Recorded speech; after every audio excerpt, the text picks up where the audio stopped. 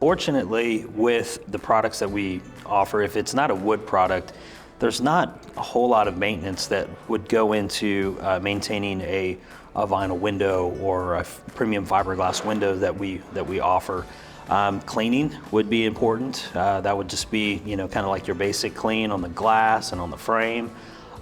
Keeping the track free. If there is a track on most vinyl windows, you'll have a track that you want to keep free from debris, just so that it doesn't get clogged up in the event of a rain.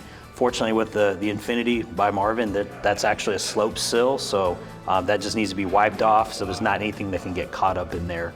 So just say, for the most part, just cleanliness of that window will not only make it more attractive, but that's the only type of maintenance that you may need and you'll want to do these beautiful windows.